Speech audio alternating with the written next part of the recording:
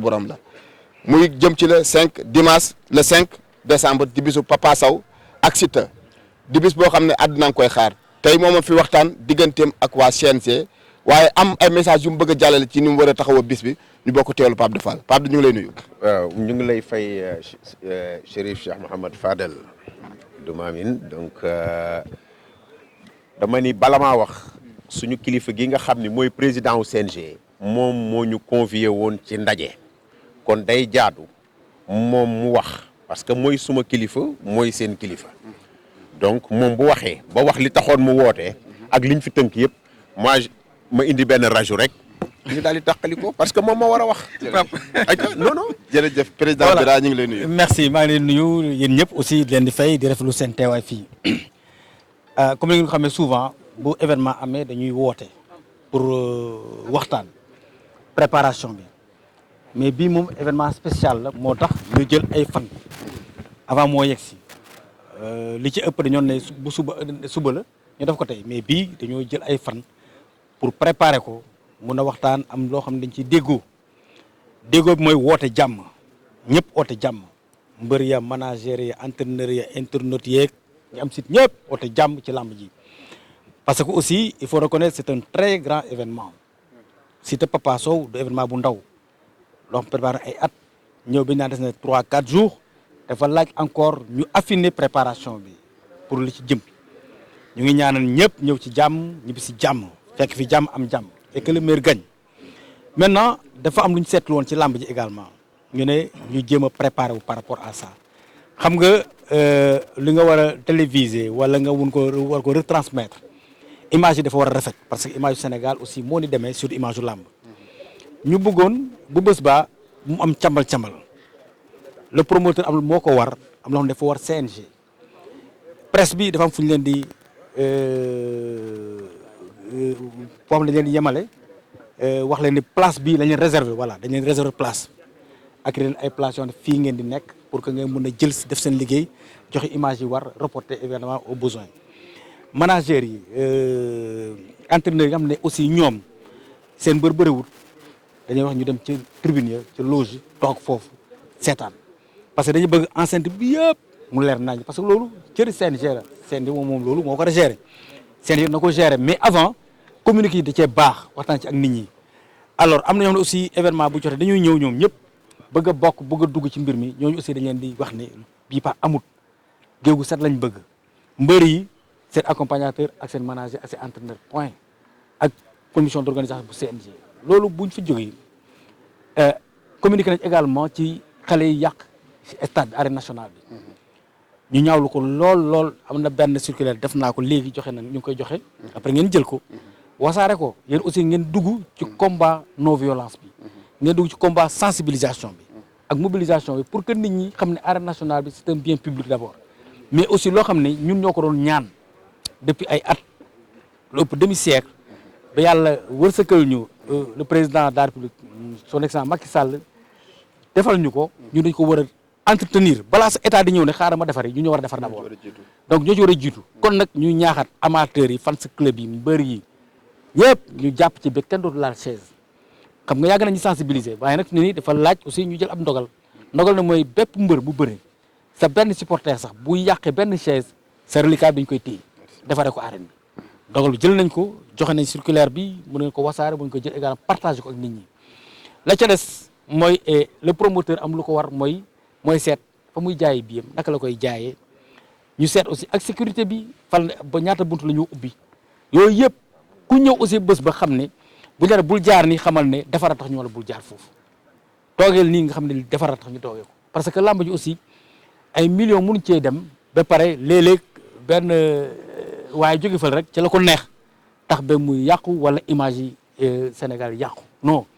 lii buñ koy def ay kilifa ñoo toog ci seen salon yi faay bu nekk dañ koy gis te dañuy oo ñeen ñu daañu oo Papa Abdou Fall ci biir affaire bi ñeen ñi mën la ñoo oo directement ne mais pourquoi lii ak la yéen du ngeen ko maîtriser moo tax ñu wax ak nit ñi ne buñ mere kenn luñ leen wax nañ xam ne defara tax ñu di ko def mais dara taxul làmb dañ ko war a aar dañ ko war a tegginal war ko jox ko vraiment taar bi mu mérité parce que sport yi Sénégal tey boo leen taajoon ñi mën a am ni ci benn as tàkkusaan xam naa Pape Abdou Fall démb la leen oo rek ne na ngeen ñëw lii am na ngeen ñëw yéen nii bu ko paree 1 mois fii day fees del n'est-ce pas donc ñu bëri bëgg nañ mënuñ ko am comme lamb am na ko nag nañ ci jàpp ñun ñëpp ñu defar ñu leen ñaax yéen aussi ngeen bokk ci sensibilisation bi pour nit ñi taxaw pour bañ a yàqati stade à arène nationale ku ñëw même soo gisee sax kayit buy naaw am nga droit sax nga jëm ko for dugal ci benn poubelle loolu vraiment ñaan na ñëpp ñu taxaw ci sensibilisation ñu téyewaat ko xam ne suñu alal la suñu yëf la moo gën ñu dem di xëccoo ci yeneen stade yi ñu naan dañuy def lii dañuy def laa mais suñu arène pour bëree la macha allah donc war nañoo mérité aussi liñ ñu jox bu ñu xalaat leneen nañ xalaat defaraat ko dem dellu ndam meloon vraiment Sénégal jëm kanam merci beaucoup. leneen li des mooy président bëgg nañ xam tam presse bi. parce que souvent dañ ci am benn jafe-jafe. soo jaaree fii ñu ne du ngeen jaar fii fee ngeen di jaar fenn la presse bi war a duggee. presse bi dina am une porte réservée à cet effet boo xam ne le promoteur dana communiquer presse fii lay jaar presse bi aussi bëgg nañu fi ñu leen wax ne fi ngeen war a jaar pour accéder fi ngeen war a toog bu ngeen ñëwee ngeen respecté à la lettre parce que aussi loolu mooy discipline organisation tant que discipline amu ca du sotti. la police ñoom li ñu wax nañ koy pare ñoom seen stratégie ak seen lépp pare nañu daañu ñëw def ko loolu du ñu ciy communiquer ñoo ci war a ko te ñu communiquer ci loolu dañu ñëw jëf nit ñi gis dana am un nombre suffisant de policiers la sécurité vraiment sera là bien présente et visible loolu ñu xam ko muy police muy sapeur pompier donc loolu CNG aussi matukaayam dina ko jël dana ubbi benn salle infirmerie pour en au cas où mu am ku ñu war a évacuer premier soin ñu def ko ak suñu médecin loolu defaguñ ko woon mais bii nañ ko def parce que aussi bés bee ñu toll jërë ngeen jëf. jërëjëf. oui. mbër mi lan moo ci responsabilité bu xale yi nekkee di yàq seet alors que moom xale yooyu sax mënu leen contrôler est-ce que du benn poids de plus ci moom. non même pas xam nga règlement dafa ne mbër mi accompagnateur yi ay amateur am ay supporter am pardon ay fans club lépp lu ñu def ci ndodd mbër mi la parce que mbër mee tax ñu ñëw comme ñoo tax ñu ñëw rek war na balaa moo ñëw ci open press ba wala ci réunion kër ga wax leen attention dañuy def sport la mën naa am mën naa ñàkk mën naa nul donc nañ am yar ak teggin toogee nii luñ fa yàq suma ndodd gi lay doon donc loolu su ko communiqué xëy na ku bëgg mbër moom boo ñëwee doo yàq loolu mooy règlement moo tax ñu bëgg ko appliqué dañoo négocier nag wax nañ ba sonn sensibiliser mais léegi nag il est grand temps ko jël ay dispositions nouvelles pour que nit ñi mën a respecter arène nationale bi merci. waaw. oui. Pape Abdou. dégg nga kàddu yi fi rot. Pape Abdou Kaay. daana Pape Abdou ginnaaw kàddu yi président Bira wax bëgg na noo xam yan kàddu nga ci def toll li fi dajale. waaw président Bira bu waxee ba pare ñun amatuñu luñ ci teg parce que mooy suñu kilifa. parce que moom la kilifa yi dénk làmb. donc pour rek def économie bi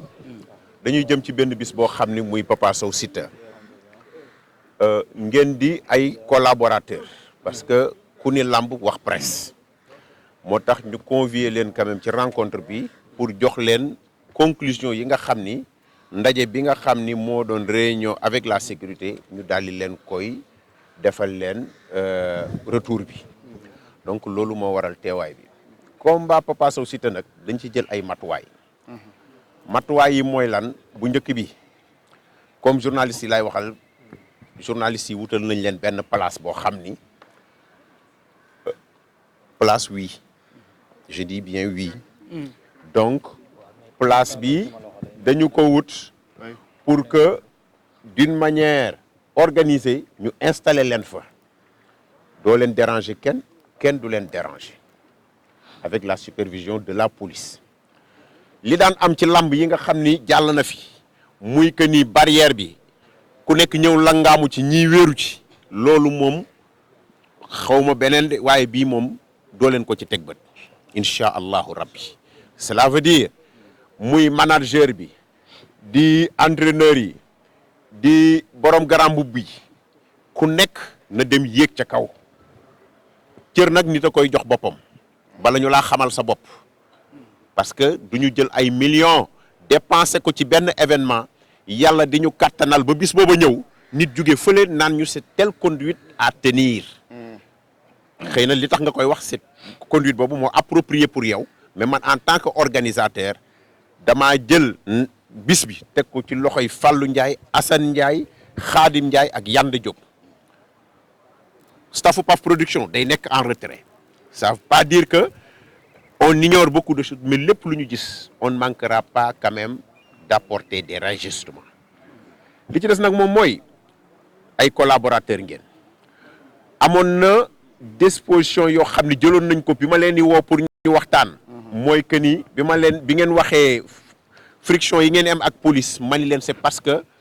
gàddu caméra gàddu benn appareil police mënta xam yow yaay kan ci kaw loolu laa waxoon buur ne dinaa ko offrir ay gilet alhamdulilah yàlla mi nga xam ne mooy dogal ak kattanam ak mën-mën dimbali nañu ba jox naa ko léegi 100 gilets yoo xam ne bind nañ ci presse turu seen entreprise bi nag xaw ma société structure bi xaw ma ko moo tax defuma ko ci après loolu ngeen seet ko ba nga xam ne boo leen jàkkaarloog police tête à tête dina xam fi ngeen bokk loolu il faut que ngeen dimbali ci ca respecter police bi it fi ñu leen ne jaar leen fa ngeen jaar fa bu ma ci kenn woo naan ma jàppale ma ceeg waxal ma lii ak dimbali ma ci su ma yoon new ci man bu ma xasee ba dugg fii CNG mooy organiser parce que nag noonu la làmb tëddee manager yi ñi nga xam ni am nañu combat bu seen mbër bëree ba pare dañuy yéeg ils sont obligés dinañ am équipe boo xam ne loolu rek lay wër loolu rek lay toppatoo mbër mi bu bëree ba pare yann waat ay bagaasam dinañ ko wutal yoon boo xam ne dina dem yéeg ci kaw dem seetaan lamb ji moom manager bi cela veut dire que à part journalistes yi ñaari télévision yi nga xam ni dañuy def direct bi parce que pay-per-view la muy ITV ak 2S duñu permettre kenn mu ut fi benn camp ak iTélépay ak seen affiche.com ñooñu dañuy def benn plateau donc pour xamal leen ne rek mbir la moo xam ne dañ koy teg ci charte mbër yi incha allahu rabbi sécurité bi dana leen jàppale accompagner leen ñu ñëw ci jàmm ñibbisi ci jàmm c'est valable pour aussi les amateurs dinañ leen jàppale encadrer leen ñu ñëw ci jàmm pour ñi nga xam ne nag jàmm la ñuy wër si waaw sécurité bi moom ñëwul pour def dara mais nag ku jalgati boo wéeteeg sa bopp xam nga ni da ngay jalgati ku jalgati nag dafa am lu ñu warloo ak yow donc nañ leen jàppalante lamb la dañoo bokk yoon wu ñu jëm muy lamb moo leen tax moo leen yitteel ñun ñu nekk ay acteurs nañ leen def benn convergence de vue converger suñu ay efforts ba atteindre suñu ay objectifs loolu la ñu ni woon dinañ ko waxtaane nañu ko bëgg it lancer un appel li xew ci lamb ji ñaaw na gañeek ñàkk gañe yëpp di dajji ay 6 loolu rafetul ñaaw na ci arène boo xam ne 32 milliards la bii mooy suñu première année buñ ko fas yéene exploiter pleinement parce que bañ ko ubbee rek dañoo dugg ci mbas mi kon ñun buñ ko exploiter woon année lëmm ba mu jeex xanaa dara dootu fi des donc dafay jaadu yéen ñi nga xam ni yéen la yàlla dénk xarala yi ngeen di jotale ngeen jàpp ci communication bi parce que lii bis bu ñu yàlla nattoo ba décor bii jóge fi ñun nous serons mal accueillis te it su boobaa dootuñu taxawati ci benn sponsor wax ko lu koy convaincre mu jàppale lamb suñu image dootul rafetati te it gàcce danañu topp ba fu ñu jëm gàcce googu am na ñoo xam duñu recevoir gàcce jàppale leen ñu ci loolu mbër yi yéen a ngi may dégg waxtaan leen ak seen fan club yi waxtaan leen ak ñi nga xam ne ñoo leen di jàppale disposition yi ñu fiy fekk nañ ko respecter sécurité bi respecter infrastructure bi respecter waa CNG respecter promoteur bi nga xam ni mu bareeg mu tuuti mooy dem fortaatu ay kopparam am yéene ci tant de mbër yi fi nekk nommé la kooku boo ko respecté wul rek boo toogee wéetaat ak sa bopp war ngaa mën a dem tekki sa ngem loolu daal la ñu fi tënk di lancer un appel à la collaboration dans la solidarité une collaboration dans la solidarité cela veut dire une collaboration franche sincère ba bu ma gisee tey Lamine wala gis Pël kenn di ko néewal doole ma mën a simi suma veste bi jël ko kon Papa Sow Siteu yéen dafa am taxawaay boo leen ci war a taxawee dafa am loo leen ci war a wane te su may waxit xam ngeen lu tax ma wax loolu moytu leen ñu naan leen yéen ay yàq moytu leen ñu naan yéen ay def lu defuut loolu ça ternit votre image et une image ternie c'est une image boo xam ni négative loolu daal laa moon ci li may wax di leen baalu ak di leen baalu ak di leen jox rendez-vous incha allah di jox rendez-vous boobu wax dañ koy defar di jox rendez-vous ñi nga xam ni ñoom la ñu accrédité je pèse bien mes mots ñi ñu accrédité gilet nos gilets yi c'est pour votre protection c'est pour sauver votre image même là où ou bien je serai pas là ngeen mën a affirmer wu avec cette identité pour montrer que ni vous êtes dans quelle structure mais ñi ma war a jox sumay accréditation xam nañu ma xam naa leen telle que soit la nature de l'influence telle que soit la proximité que j'aurai avec cette personne ou bien avec cette structure cotise pas njàcc pas. merci beaucoup jërëjëf buur kaan la yàlla dogal te mu nekk ci bopp CNG bi parce que ñun làmb jeek képp ku ci yëngu tey maanaam tey ci ndigalam tey nga fi yëngoo aussi di remercier Pape Abdou Fall di wax ni que dëgg jar na delloo njukkal macha allah xam nga Fadel nga jàpp bés bu toll ni Papa Sow Siteu def ci la nga cay def ba desu lu ay fan ñu ne la mënatul a nekk ndax mas mi te sëqatul yuuxawul jooyul boole li ko neex ak li ko naqari comme un très bon citoyen donc li ko Sénégalais yi mën a delloo yi njukkal mooy que bu bés baa Sénégal li yëpp mobilisé wu ñëw dagg seeni billet ñëw ci stade bi seetaan si def ko mobilisation boo xamante ne que du am fenn damay wax chaque journée ñun presse en ligne bi ku ñu jàpp la ñun ñëpp ci réew mi lañu dëkk ba tey beddi wuñu kenn nous sommes en guerre avec personne il faut que muy leer tey la ñu gën a tàllal ñëpp loxo ak ku mu mën a doon ñu ànd liggéey parce que lamb ji la ñu am dafa du kat lii muy def ni su bëggee woon du ko def waxuma la dara mu yëkkati ay teranga defal ñu ko donc warluwaay la ci ñun ñu jàppale ko ndax buñ ko jàppalee jàppale lamb en tout cas au nom du groupement des reporters de lutte ñu ngi lay gërëm di la ñaanal ak di la sant mooy lépp loo waxoon ak ñun ca keroog ba ñu dajee ci hôtel ko la ñaar def nga ko ba mu jeex donc ci lancé boobu la ñuy woo promoteur yëpp képp ku ci am sa bés te bëgg ñu liggéey ci nañu daje toog waxtaan bu ñu waxtaanee rek solution amee ku ci nekk ci ñun yaa ciy bénéficié wu ndax kenn mënatul a dem sans la presse en ligne ku ko jàppit yaa ngi nax sa bopp wala kala koy wax mu ngi lay nax moo xam artiste nga moo xam mbërum làmb nga moo xam promoteur nga kenn mënu dem bàyyi la presse en ligne parce que dañuy dund beneen nouvelle ère numérique foofu la mbiri toll kon ñun nous sommes ouverts à tout le monde baare wuñu kenn déclaré wuñu kenn guerre xoloowuñu ak kenn merewuñu ak kenn ñoo ngi gërëm ñëpp ñoo ngi sant ñëpp waaye tàllal nañu suñu loxo képp kuy promoteur képp kuy acteur nekk ci làmb ji bu ñu mën a ànd ci benn cadre unitaire boo xamante ne que defar làmb moo koy tax a jóg. association bi nga jiite ban message nga ciy lancé pour ñu gën a ñàkk suñu bopp ba teraanga ji ñun defal. waaw ñu xam dëgg dayo bi. waa xam nga li ñu leen di ñaaxee rek mooy nit ki bu la defalee teraanga da la sas li mu la sas kat mooy kaa ñu ànd ñun ak yéen jàpp doxal ba mu rafet dina am nag ay réajustement ndax am na ci loo xam ne loolu ça me revient personnellement ak Pape Abdou ci lu ñuy waxtaanee loo xamante ne que day gën a ñoŋal waaye presque bu ñu ñëwee ñu organiser wu aussi parce que bu fekkee dañu ànd ci mbooloo te mbooloo mu ñu ne dafa am njiit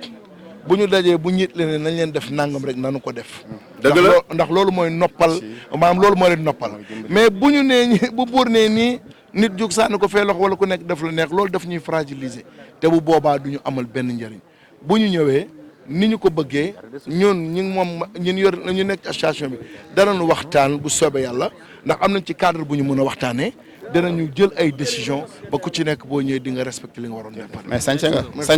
jël leen ko pour sañse na. waa gars yi kon jërë ngeen jëf. waaw yow booy laa dafa yaa nga yow. yal na yàlla dolli jàmm. amiin kontaan nañu. ay incident ak police ak nangam ak nangam. parce que boo leen fi nekkee di tëbëg di dal balaa police yee bi xam ni journaliste ngeen jàpp na leen. ngeen di xëccoo mu def liggéeyam loolu la ñuy bañ moo tax ñu faciliter leen lii beneen bi ci des dañu fi ànd ak yéen ànd ngor ñu wax ni dinañ leen accrédité ci ñi nga xam ne jàppale nañ ñu mais amu leen droit dugal vidéo avant 21h ñun incha allahu dinañu ñafe ba 22h ngeen commencé dugal seen ay vidéo 21h pile ngeen commencé dugal seen ay vidéo kon ku dugal avant boobu dañ lay kepp ñun am na ñuy xaralaaki pexe mbindeef mënuñu rëcc ñu ngi dañuy toog rek bés bu toog fii ba atum lëmm wala juróom-benn weer dootoo dugal vidéo ci YouTube kon nañ leen déggoo ci loolu. Alors il faut préciser également. Voilà. lii nag du accréditation bi. voilà moom la préciser que c'est sans gilet nekkul ne ku ko sol rek alors rek am nga droit accès. non. day ànd ak leneen. lii dañ ko sol mais day ànd ak leneen pour nga am accès ci biir enceinte bi mën a dugg donc c'est pas ça sans gilet te fii bi affaire sans. non je rajoute que ni lii dañ leen ko jox. parce que ci lors de nos échanges da ngeen wax échauffourée yi ngeen di am ak police. ma ni leen boo leen amoon gilet police dina xam ne lii presse la. pour yombalal leen ko moo tax ma wutal leen sans gilet jëkkati jox leen ko Assane bu organisé sol leen ko Fallou sol leen ko. sama mbokk Cheikh Mouhamed Fadel Aïdara bu organisé sol leen ko mais li am solo moom mooy lii du accréditation accréditation yi moom fa ma nekkoon laa nekk cotis pa njàcc pa man ku ma jàppalewul ku dugalul samay vidéo jàppale ma ci bis bi du ma la jàppale te ngor gi la jàpp ba defuloo ko na la jàpp ba bu ma laaj accréditation. Merci donc je crois que c'est bien président fu ñuy di pour mu leer waxuñu ay dem rek tey dugal vidéo ñi ci doon jàpp ba commencé ba tey. waaw loolu seen communication c'est à l'interne mais la presse qui est là. léegi organisation yi kan lañ ciy jot. par rapport à la presse à yéen part de vendredi. vraiment ñu leen di ñaan aussi ngeen sensibiliser positivement les amateurs pour li ñuy yàq yi sensibiliser positivement nag nekkul ne gis nga aar bi nangam non positivement ñaax nit ñi ñu gën a dal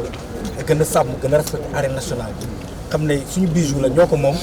ku nekk war na ko toppatoo ku nekk war na cee def dërëmam sax à la limite wala ku nekk waaye benn buloom wala defal lépp lu yàq soo duggee nga ne xaaral ma defal loolu la ñu koy ñaan yéen presse vraiment ngeen ci communiquer pour que réellement sàmmaat ko daal respect ah voilà bien public ça s'appelle respect. Voilà gars yi comme convenu rek le président wala son yu baax na. waaw kon nañu kon le président.